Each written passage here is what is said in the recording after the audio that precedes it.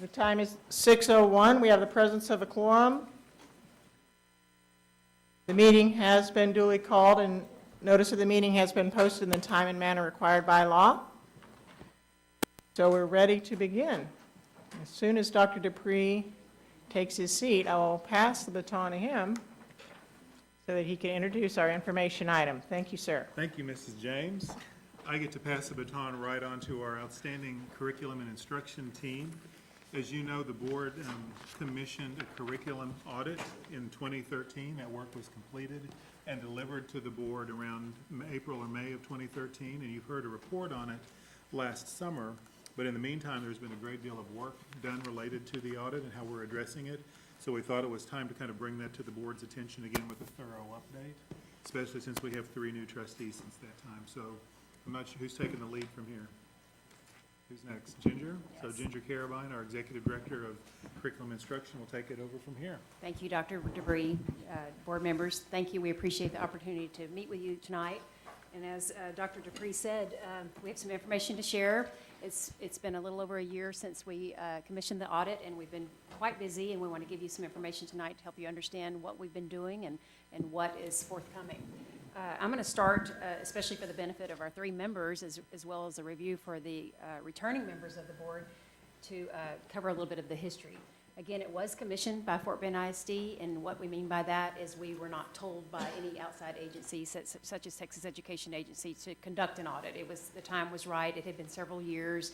It was important that we evaluate everything in the district regarding the design and delivery of curriculum, especially knowing that we were going through some significant TEKS revisions and a big transition from the tax state assessment to the STAR assessment. When we determined that we would conduct the audit, we asked the auditors to conduct what they call a deficit audit model. And with that, we were looking for deficits. We weren't looking for a pat on the back, so they didn't come in looking to identify our strengths. They wanted to identify the areas that we needed to improve upon. The audit was conducted in a period starting in March, and they completed it in July. And Dr. Murdoch was the lead auditor, and he presented the executive summary back in July of 2013. The audit findings were very comprehensive. In fact, I believe Dr. Dupree explained to you last month that we renamed it per the advice of the auditing team.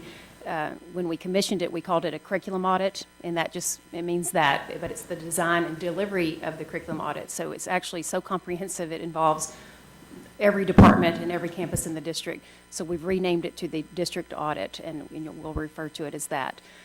Their findings and recommendations throughout the audit were based on a number of things, namely thousands of documents that they gathered prior to even coming into Fort Bend ISD. They conducted 74 site visits, which means they went to every single campus and walked into every single classroom that was open for instruction. And they conducted a series of interviews that included 471 teachers, 297 parents, 74 different principals, 35 district administrators, and then based on all the information from the documents and the interview process, they went back and created the audit. And I'm going to turn it over to Christy Corbett, who is our Director of Elementary Curriculum, to explain to you the 5 audit standards that were used. Good evening, Board. I'm going to talk to you a little bit about the background and some factual pieces of the audit that was given. The 5 standards that the auditors used to compare Fort Bend curriculum and determine our deficits are up there for you, and I'll go through those, kind of give you a high-level overview of them. It's a very objective approach that they used, and it reflects an ideal management system. So these are some exemplars and best practices that they compared us to. So this is showing how we quantify if we're meeting our goals. So the first one talks about control. And does the school district demonstrate control of our resources, of our programs, and of our personnel? So do we have control over all of these? Number 2 was direction. Do we have an established, clear, and valid objectives for our students? So is our student learning going in the right direction? Number 3 talked about connectivity and equity in our program development and the implementation. So do we have a focused approach to defining our curriculum, and is it consistent and equitable across the district? So depending on where you're at, it needs to be equitable throughout the entire district. The 4th one talks about feedback. So we're looking at data, using results of our assessments to adjust, improve, or even end ineffective practices or programs. So we're doing that now. Number 5 talks about productivity. So improved district productivity. Is there a clear link between our budget and our curriculum planning?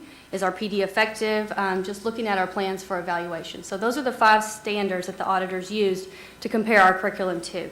So based on those 5 standards, there were 21 comprehensive findings. And it doesn't sound like a lot, but it was, because each of those findings was then turned into recommendations. So I'm not going to go through all of the 21 findings, but just so you know that under each standard, so for example, under Standard 1, there were 4 findings. Under Standard 2, there were 4 findings. Standard 3, 5 findings. So from 4 to 5 findings under each standard. And then the most important part are the recommendations that were given by the auditors.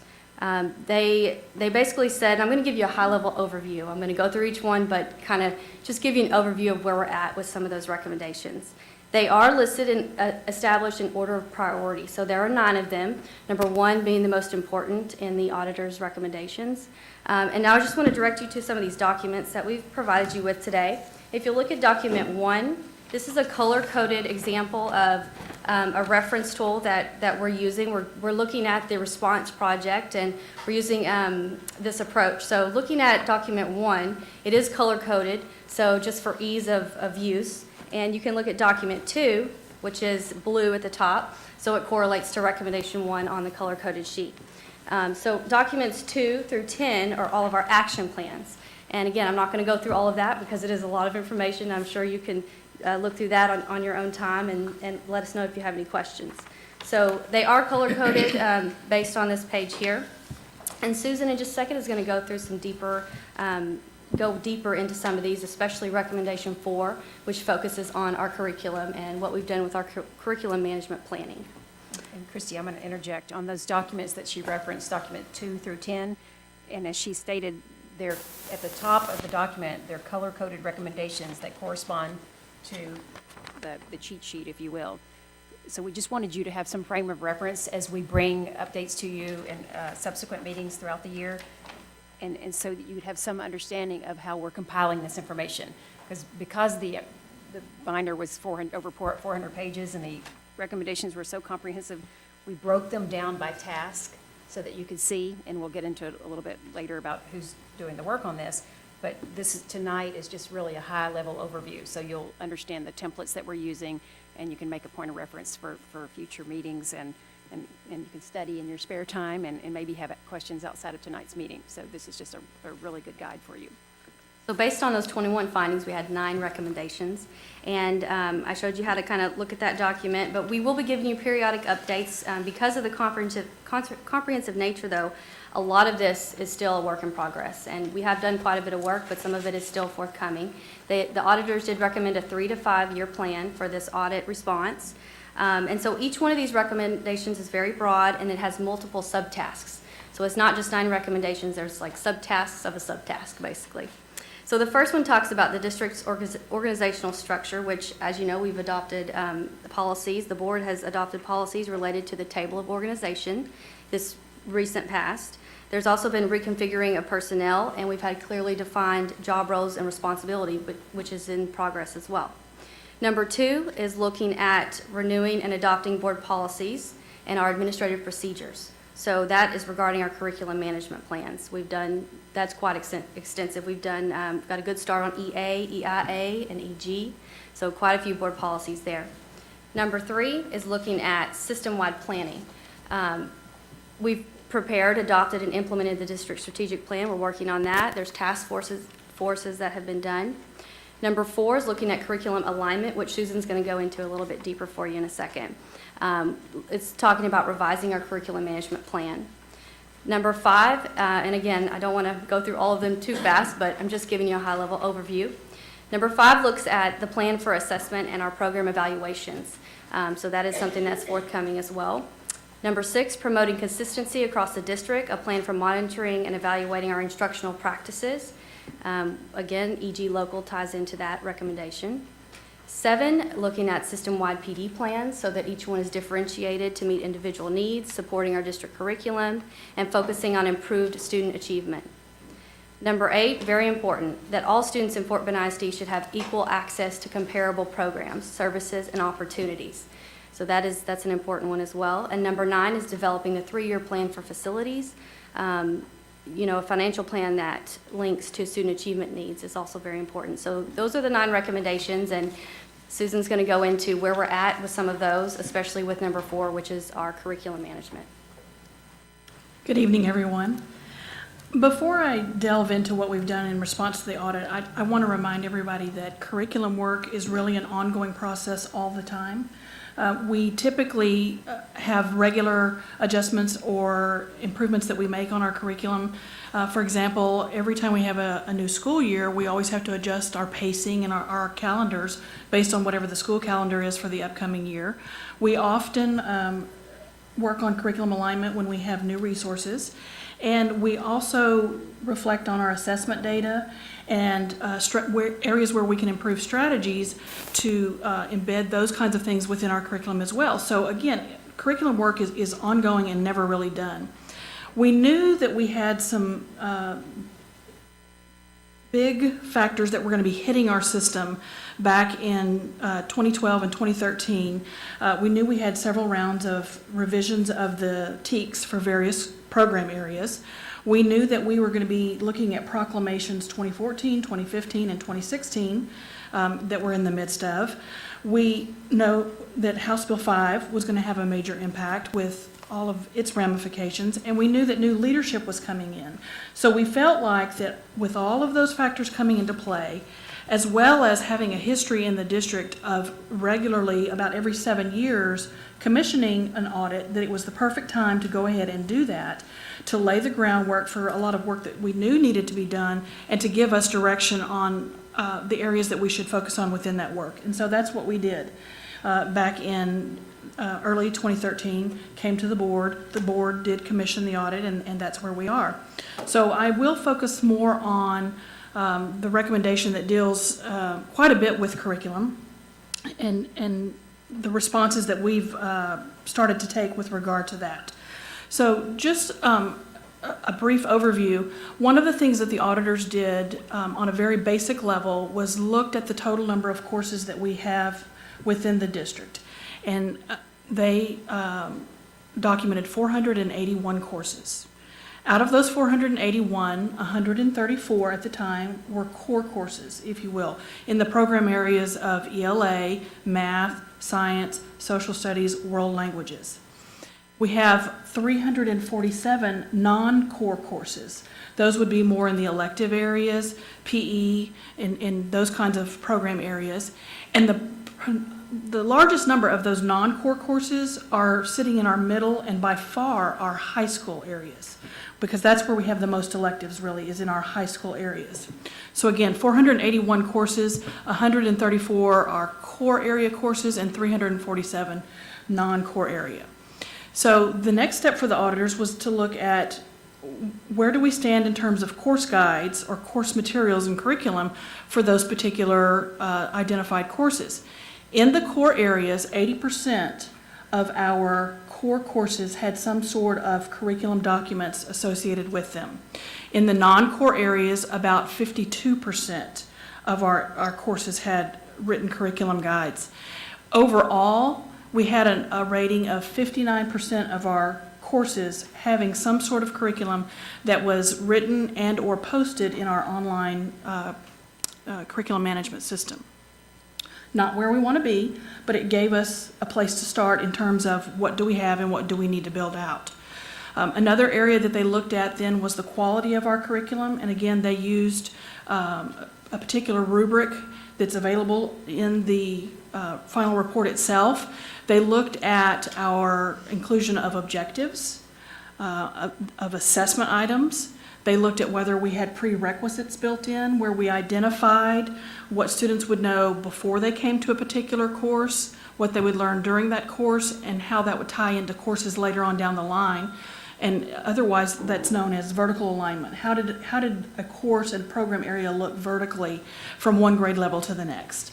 They also looked at the quality and amount of resources that we had, and it kind of ties back into what Christy was saying a little bit ago about equity. Did we have district level resources that we had deployed, and how did those fare across the district? And they also looked at what they call classroom approaches, which essentially are the different kinds of strategies and things that we looked at, or that we utilized and built into our curriculum documents for teachers to use in the classroom with students. And that amounts to 5 different areas of quality that they looked at, and they rated each of those factors on basically a 0 to 3 scale for a maximum of 15 overall. And in those areas, we scored about, at the elementary level, 8.4, at the middle school level, 9.6, and at the high school level, 7.4. Again, opportunities for improvement at all 3 areas, but not really as low as we could be. And those were in the core areas. The non-core areas were quite a bit lower, as low as 2.3, ranging from 2.3 at the elementary level, 3.6 on the average at the middle school level, and 4.4 at the high school level. And frankly, a lot of that differentiation between what's in the core curriculum versus what's not in the core curriculum is having exemplars of each of those categories that I mentioned. Most every course has the objectives, because every course has Texas Essential Knowledge and Skills, or TEKS, tied to that. But not every course has the same degree of resources and classroom approaches built out to it. So that's where you see the biggest range when you're talking about the core programs versus the non-core programs. So what we did, if you will take a look now, looking back at your documents for just a minute, document 5, which is recommendation 4, reflects many of the areas that tie directly to curriculum. While this is one of the major points for curriculum, I want to remind everybody that really curriculum touches every one of these recommendations. Every one of these recommendations touches curriculum, and we're interwoven with all of the different departments and program areas as a district, because that's our central function. So this is just one example where you see a lot of the curriculum recommendations and tasks and things that are being looked at. So in this particular document, you will see some areas where we have begun to work, and we've created timelines and task maps, which I'll show you in just a minute. Not all areas have we begun work on, but a lot of them we have. When we received these recommendations and findings from the auditor, what we did within the curriculum department was immediately started analyzing the audit itself and identifying areas that we felt we needed to address as a curriculum team with regard to especially the core program areas. If you'll take a look at document 11, I'm going to move you on a little bit. Document 11 and the rest of the documents that I'm going to refer to are really internal working documents within the curriculum and instruction department. We identified those goal areas in some fairly short-term initiatives and then some long-term initiatives that we wanted to focus on with response to the audit, as well as things like House Bill 5 and program area resource adoptions and TEKS revisions. So this, again, is just a basic working document where we've identified some goals within the curriculum itself, some instructional adjustments that we wanted to work on, as well as some of our assessment goals tied to those as well. The next document that if you will take a look at is document 12. And so what I'm going to do now is reference, I'm going to use math as an example going forward. After we identified the goals, one of the things that we also wanted to assess was those 481 courses that I mentioned. We created a spreadsheet that had each of the program areas tabbed out, and then within each program tab, we listed the courses for that particular area. So document 12 represents math, K through 12. So on the first page, what you see here is essentially kinder through 8th grade. And as you go across, you'll see the gray column is TEKS implementation. That's because in grades K through 8 math, they had a new TEKS revision that is now going into implementation this year. So that's the 2014-15 year listed there. As you go across the columns, You will see evidence of different components of the curriculum that have been worked on and the status of those areas. Some of them are a work in progress, as you can see.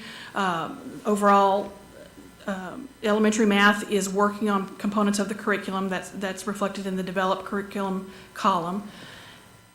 Just so you'll understand our terminology, the at a glance is the overall scope and sequence of each course. What units do we have, what order do we teach them in, and about how long does each unit have allocated to it? We call that our at a glance, kind of almost like a table of contents, if you will. The unit bundles refer to the groupings of the objectives, the Texas Essential Knowledge and Skills TEKS objectives. We group those by topics and concepts into bundles, and we call those the unit bundles. The unwrapped documents are specific to high priority objectives that we identify that are important because they are linked to K-12 concepts. They are essential understandings for a particular course or the whole program area. They are directly related to local and state assessments as well. And what we do with those high priority objectives is we unwrap them, is what we call them. We basically dissect the objective. We dig into what is the content and the skill really embedded in those particular objectives, and we provide sample assessment items and teaching recommendations for those particular objectives. You'll notice that in this case, elementary, there's nothing in that column because they are still working on some of those documents. Again, math is kind of in the transition not only with the TEKS themselves, but with STAR. So we're working kind of back and forth based on what the state has put out with regard to the assessment program as well. Prerequisites, again, that references the vertical alignment piece. That was one of the criteria that the auditors looked directly at. Resources, math in K through 8 has just adopted those new resources that are being deployed as we speak, and so those are being aligned within the units. And then assessments. One of the things that the auditors pointed out is that while we as a district already had built out sample assessments, and we give local assessments that we develop in the district, they recommended that we put those assessments directly in each unit, those sample assessments in each unit, instead of having to go to a different place in an item bank somewhere else. Put those in directly in the units at the point of use so that teachers could access them easily and deploy them more easily. And so you see there, in the case of elementary, the first grading period was complete. And by the way, I didn't mention this. This chart is reflective as of August 1st. So the work is still going on, but as of August 1st, these are the stages that the various components were at. And you move on down to through 6th, 7th, and 8th grade, and you'll see that those are being worked on as well. I do want to point out too that another area that the auditors noted and that we made a goal was that we build out curriculum for our pre-AP and our AP courses as well. What we had done as a district, our philosophy had been to, rather than have them as separate curriculum documents, layer on strategies and resources and supports within the existing curriculum for our pre-AP and AP students, but now we've taken a different direction and we're actually building those out as separate courses. So let's move on to the second page of this document very quickly, because we get into especially the high school math areas. And as you may remember, the whole math TEKS revision is a 2-year process. So this year, it's high school's turn to be revised, and it's this year that grades 9 through 12 math will be adopting new resources. So their matrix does not look nearly as complete. There were some courses that already had curriculum built to them, but essentially what's going to happen is even those lines where you see completed, that's all being reworked because the TEKS revision is occurring and because the resources are going to be new and coming forward. Which takes us to the very last document now. Document 13. This is a working task map for the high school courses. that are being worked on now and through this year. So again, the high school math TEKs are coming down to us. The new resources will be selected this year, and the work will be going forward on the high school math courses, just as it did in the K through 8 math courses during last year's cycle. So again, quite a few high school courses, and quite a bit of work to be done in getting those ready for the next school year, to be implemented in 15-16. Now, while we have been working on this type of work, we know that you all were addressing policy, especially with regard to curriculum, in terms of EA and EG local. And while our work did not stop, we did pause in the spring when the board policy was revised and came forward, and looked at how that would impact the work we had done and what it would look like going forward. And really and truly, the work that you shared and created with regard to updating EG local and developing EA affirmed the expectations that we've had as a curriculum group about the written, taught, and tested curriculum, that it needed to be delineated and continue to be delineated in just such a way.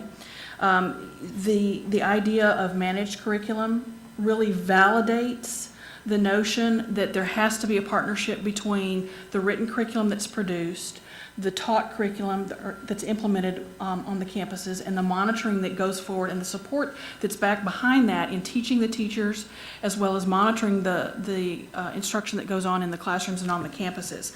So it was a very nice, relationship that EG Local had paved the way to continue developing.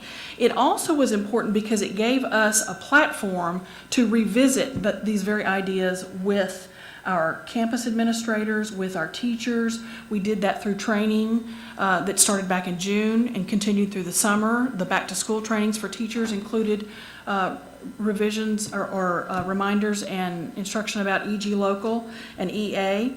And even the notion about having a balanced curriculum has really caused us to stop and take a look at the work that we've been doing and reflect on other areas that we want to address and build in as we move forward. So again, it will just continue to enrich what we do. One of the projects that we're working on now related to EG is coming up with a balance framework that basically will now become our rubric that we will apply as we move forward in the curriculum that we develop, the professional development that we tie to that curriculum, and the expectations that we have in working with our teachers on the campuses and everything. So it's been a very symbiotic experience, if you will, in having the curriculum come forward at the same time that we were working on developing and revising the curriculum that we have in the district. So again, these last documents are just samples. The curriculum part of the audit is continuing, the response to that is continuing. And as they mentioned, you will continue to get additional updates from other groups throughout the year and as we move forward on the status of other aspects of the response to the audit. Thank you, Susan. As you can see, this is a monumental task, so we knew when we got the findings and the recommendations that a three-man team could not tackle this alone. So we formed a project management response team with Dr. Whitbeck serving as our executive sponsor, and every E-team member at the table is a business owner, so they're involved as well. And then we also identified subject matter experts that we're working alongside. We've convened several times to discuss where to even begin. And we just wanted you to understand that it was a very comprehensive approach, and there were many people working behind the scenes as we speak. And we also tried to establish a timeline. We have heeded their recommendation that this would be a 3 to 5 year timeline. There was no way we could try to get it done in a year with any kind of fidelity. So we're pacing ourselves and taking the advice of the auditors to consider their recommendations. Again, the executive summary was presented to us in July of 2013, and we are working today, and we have many tasks at hand to accomplish. But before we did anything, we took the advice of the auditors, and we participated in what they called the TASA Level 1 audit training. There was a group of 30 members selected to participate in this. It was a 3-day, very comprehensive training. And fine, just to give you an idea of who all sat through the training, so that we could build some capacity and respond to the audit. The deputy superintendent, all the assistant superintendents, representatives from special education, ESL, bilingual, fine arts, GT, CTE, our CCER department, digital learning, PE, organizational development, HR, and all content areas in the curriculum department took part in the 3-day, very comprehensive training. In that training, we literally sat down with the 400-page binder, and then they walked us through it, how to understand the 5 standards, how to look at the rubrics, how to interpret the results, how to consider the deficits. And most importantly, they helped us understand that sometimes you have to go slow to go fast, because one task is contingent on another. And you won't necessarily complete one recommendation and be done and move forward. You may just complete parts of it. And a good example of that is recommendation number 1 had to do with the org chart. So we had to wait for Dr. Dupree to get here and get settled, and he worked on the org chart, and then pending that, we started working on job descriptions and staffing and different policies, et cetera. So it's very contingent, one department on another. After we finished level 1 audit training, we started some of the work and we understood how to proceed. Another group of us, 6 of us actually, went to Austin for the level 2 training, which was also very comprehensive. And for that training, the deputy superintendent, the chief academic officer, representatives from HR, organizational development, and the curriculum team went for that 3-day training. Again, we took part in the TASA training just to expand our capacity and to have, establish some momentum.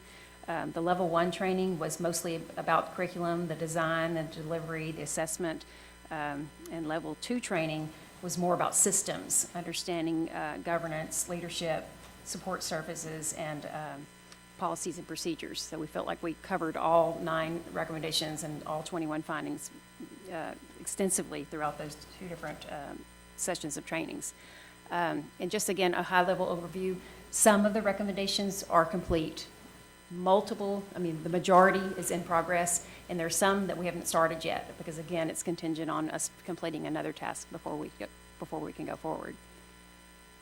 So this is kind of what you've already summarized. Susan brought you up to speed, just a high-level overview of some of the work that's done in curriculum, but just know that the business and finance department's working on things, HR, our organizational development, technology team, just about every department in the district has work at hand, and they're in all different stages. And actually, we have a meeting scheduled tomorrow to reconvene to talk about the audit overview and any feedback that you may give us tonight or questions that you may have. And we're going to roll up our sleeves and take another round of it. But we're excited about it. We've got some really good momentum and a lot of interest and a lot of great communication throughout the district. And this whole process has been just invaluable to us.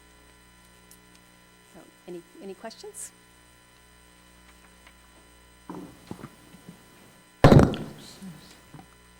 Jenny, do you have a question? Just a comment. I'm very impressed what you all have done in such a short time frame.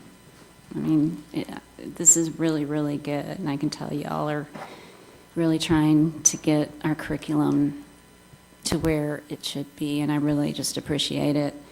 Some of the things y'all have implemented, I've been hearing about in the community, so please know that obviously the teachers and the principals are following through on what's coming down from you. So this is pretty this is hard. So I thank y'all. Thank you. Mr. Rice? I would just like to echo Mrs. Bailey's comments. Great job. Thank you. Mr. George? Question I have is if, trust me, I didn't understand any of this stuff you're talking about, to be honest with you. So, Thanks for being honest. so when I hope I could take this home and go through it. If I have a question, who do I communicate, or where do I can get hold of somebody and get more information just to learn. And but I echo on Jenny Bailey and also Rice, phenomenal job. I appreciate it. Very nice. Thank you. Thank you. Yeah, just, any of you are always free to let me know if you have questions, and we'll arrange another opportunity to go a little more in detail or go a little more slowly. It's hard in a meeting like this to hear it all the first time and try to catch it all, so we're happy to meet with you or do follow-up through written responses, however you would like. Thank you. Hassan? So I thank you guys very much for your presentation. I'm an organization freak, and I love your folder. It's very nice. It's the elementary teacher coming out and all. It's great. I love the tabs and everything, because I printed out my own copy, and then I see your copy, and I like it much better.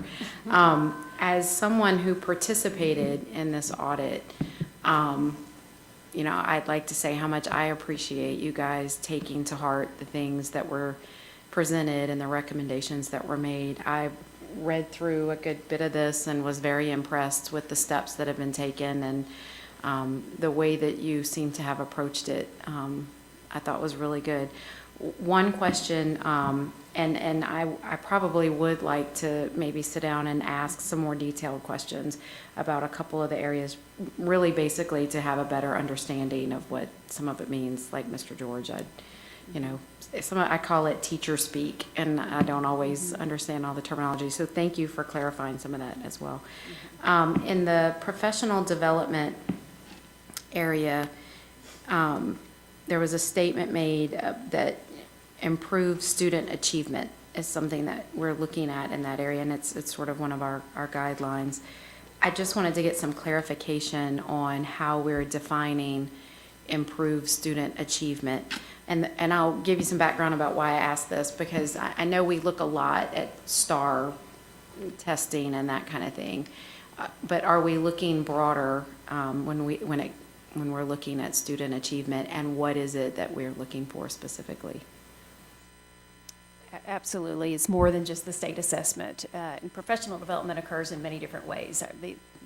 The ultimate goal is to provide ongoing job-embedded professional development so that we can build capacity with our teachers to ensure that they're meeting the needs of all students, they're differentiating instruction, they're staying true to the curriculum, and ensuring that they're following the scope and sequence of the TEKS objectives. We want every student to reach their fullest potential. And the only way we can do that is to develop our teachers and to help them to be the best that they can be. So that's what that goal is. And we do it all throughout the year. We have summer professional development sessions. We have beginning of the year. We have ongoing throughout the year. We have a lot of trainer models so that we build capacity on the campus with our department heads and our team leaders and our principal leadership teams so that they can pick up when we're not there. And then we deploy out. Our curriculum team goes out onto the campus and they support and guide and develop and just, support the efforts of teachers. Because the ultimate goal is student achievement. We want, again, Right. students to reach their fullest potential in every grade level, every content area, and to, by differentiating, we can ensure that no one is bored and yet no one is frustrated, and, we're just meeting them right where they need to be. So Did I also hear a question, though, about how we define student achievement? Yeah, how do we define, that's what I was going to say. So from just a definition standpoint, how are we defining student achievement? How are we looking at that? I'll address that. Okay. Because really, that's something the board's going to take up really in the next couple of months, because you're the one who has to work with me directly too, because that's part of our overall organizational evaluation. And so we'll be bringing some various components. Typically in boards I've worked with, and I think this board has expressed the same desire to have multiple measures of success, but we need to determine collectively what that looks like. So we'll be bringing some dialogue to the board on that in the very near future.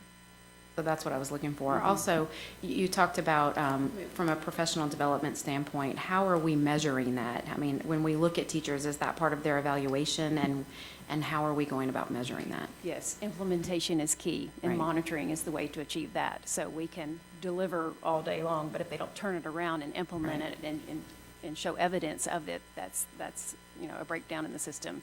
So we teach them, develop them, support them, redirect them. It's no different than teaching students. We're teaching the teachers to teach the students. So just a lot of active monitoring, and there was a whole recommendation dedicated to that. So we've been working very closely with our principals to give them the tools to go out and measure this and monitor and redirect as necessary. Just a lot of support and monitoring. And I would interject just a little bit on that too, because one thing we're doing differently this year, we're kind of modeling a new way of doing that for example, you've heard about our 7 leadership competencies, and you know we've got our tightly held expectations. You sat through several convocations where we discussed those things.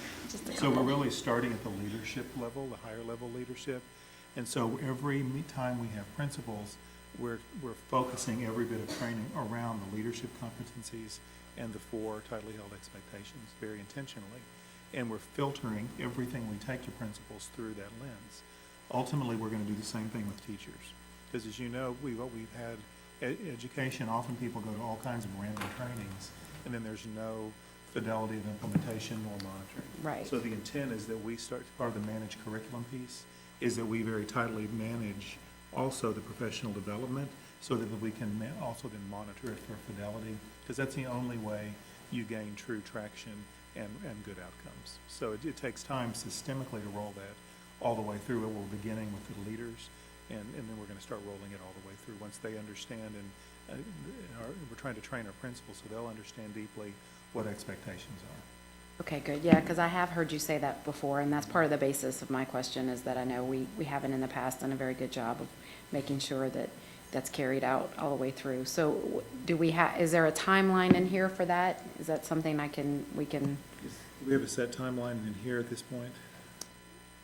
because I know you started with principals, as you say, and Right. so we're going to, I assume, be trickling that. Right, I down. think we've noted it as in progress. I mean, we met Okay. even today on this, and Dr. Whitbeck may want to add to that, but it's ongoing. We've initiated the conversations, we've provided preliminary training, we've got instruments underway, so they certainly know where we are today and where we're going, so. Okay, but nothing specific with regard to I that don't in think we have a particular. timeline for Okay. completion. I think not necessarily connected to the audit as much, but just to remind you that currently the appraisal instrument that's used for our teachers is the PDOS. It has 8 domains. Domain 6 is professional learning. So there is a tie to the learning that the teachers acquire throughout the summer, and many of our teachers in Fort Bend go way above and beyond and receive additional training, which their appraiser can also note. And we've also increased the amount of monitoring that we're asking principals to do in the classrooms to see, is that really following through with instruction? Is there a connection to what the children are receiving? So that is already in place. And that's a strong piece of Mr. Spears' department, and then working with leadership team.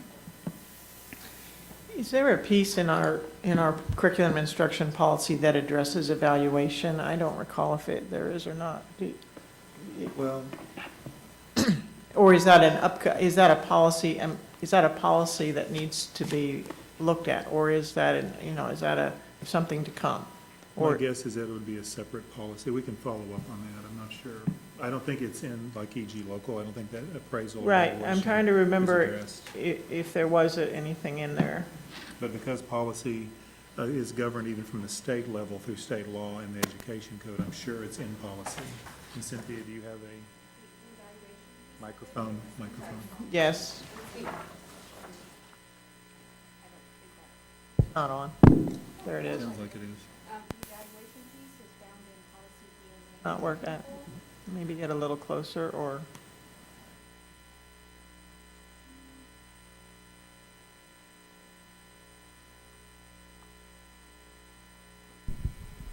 Okay, here While we she's go. turning her mic on, you'll refer to document number 7, page 1.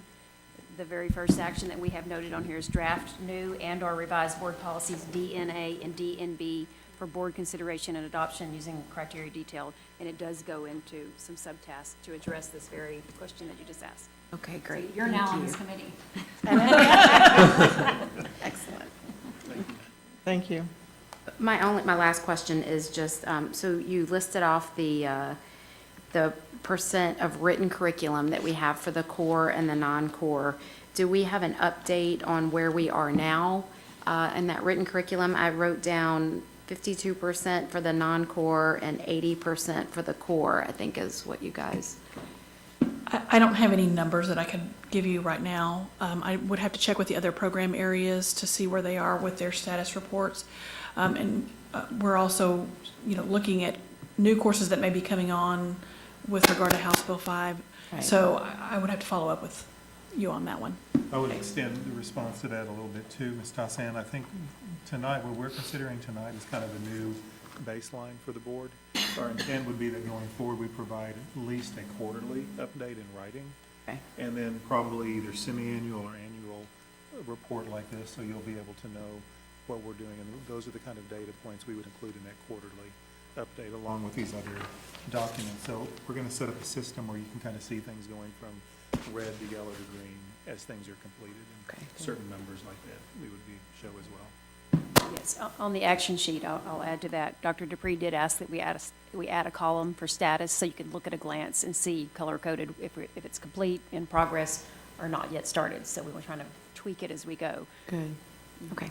Thank you guys very much. It's very exciting to see this work come about, so thank you. Welcome. Yeah, and I'd just like to add thank you for this, and thank you for presenting it in a way that was digestible, because frankly, the Dropbox was overwhelming to me this week, and it was really, even though I'd heard it before, it was really kind of overwhelming. So this is a very well laid out. It'll give us all a chance to read it and study it and refer back and forth, and then hopefully you'll be able to entertain our questions. And I love the chart format too, because I'm not sure like that, so that's really helpful. So anyway, thank you, ladies, very much, and thanks for your thorough presentation. And it sounds like the board has more work to do in supporting all of your work, so we will keep after it. Thank you. Thank you. Anything else? No more information? All right, so we are ready to convene in closed session for the purpose of a private consultation with the board's attorney on any or all subjects or matters as authorized by law, including personnel matters, to deliberate the recommendation to approve the resignation and release agreement between Fort Bend ISD and a certified employee. The board is now convened in closed session.